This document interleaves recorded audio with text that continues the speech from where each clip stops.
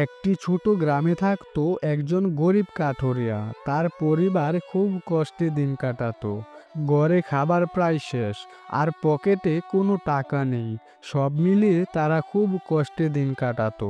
ওগো, ঘরে যে বাজার সদাই কিছুই নেই। মেয়েটাও ক্ষুধার জ্বালায় কান্না করছে। কিছু একটা ব্যবস্থা করো।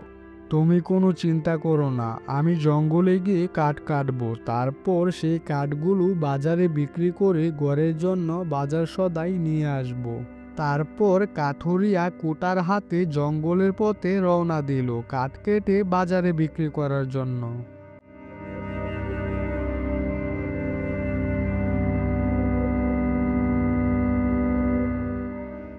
হঠাৎ কাঠুরিয়ার সামনে একজন পাওনাদার এসে হাজির হলো। এই কাঠুরিয়া, আমার দাঁড় করা টাকা কবে ফেরত দিবি? হ্যাঁ, অনেক দিন তো হয়ে গেল। তাড়াতাড়ি আমার টাকাগুলো দিয়ে দে বলছি। ভাই, আমি জানি আপনার টাকাগুলো ফেরত দিতে হবে, কিন্তু আমি এখন খুব কষ্টে আছি। আজ জঙ্গল থেকে কাঠ কেটে বাজারে বিক্রি করে কিছু টাকা পেলে আপনাকে দিয়ে দেব। দয়া করে আমাকে আরেকটু সময় দিন। ঠিক আছে, এবারই শেষ সময়। তারপর যদি আমি টাকাগুলো না পাই, তাহলে তোকে এই গ্রাম থেকে তাড়িয়ে দেব, আর তোর সব কিছু আমি নিয়ে নেব, এই বলে দিলাম। তারপর পাওনাদার রাগ নিয়ে চলে গেল, আর কাঠুরিয়া মনে খুব কষ্ট নিয়ে আবার জঙ্গলের দিকে যেতে লাগলো।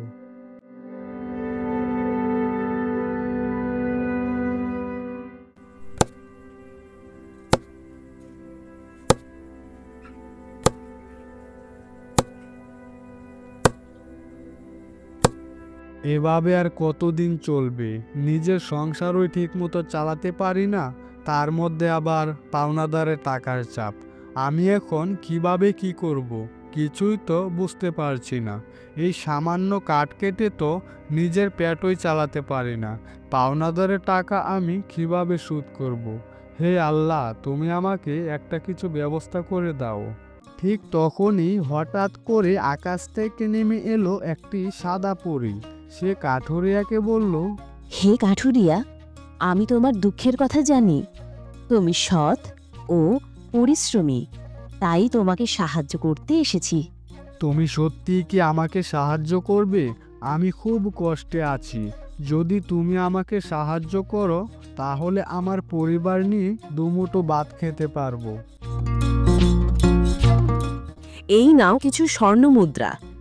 এগুলো দিয়ে তুমি তোমার সংসার চালাও, পাওনাদারে টাকা শোধ করো, আর সব সময় সৎ পথে থেকো। ধন্যবাদ তোমাকে, আমি তোমার কথা সারা জীবন মনে রাখবো।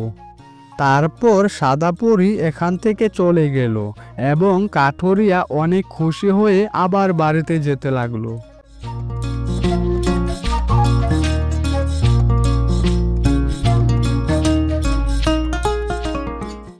আরে কই গো, তাড়াতাড়ি বেরিয়ে এসো। দেখো দেখো, আজ আমি কি নিয়ে এসেছি। এখন থেকে আমাদের কষ্টের দিন শেষ হয়ে যাবে।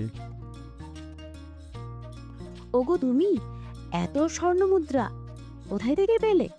আরে শোনো শোনো, আমি যখন কাঠ কাটতে জঙ্গলে গেলাম, তখন এক পরী আমার কষ্টের কথা শুনে আমাকে এগুলো উপহার দিয়েছে, কারণ আমি সৎ ও পরিশ্রমী ছিলাম। আল্লাহ এতদিনে আমাদের দিকে মুখ তুলে তাকিয়েছেন। সত্যি আজ আমার খুব ভালো লাগছে। ধন্যবাদ জানাই সেই পরীকে, যে আমাদের এগুলো উপহার দিয়েছে। হ্যাঁ, আজ থেকে আমরা একটু ভালোভাবে চলতে পারবো। এই স্বর্ণমুদ্রা দিয়ে আমি সকল অভাব মুক্ত করব।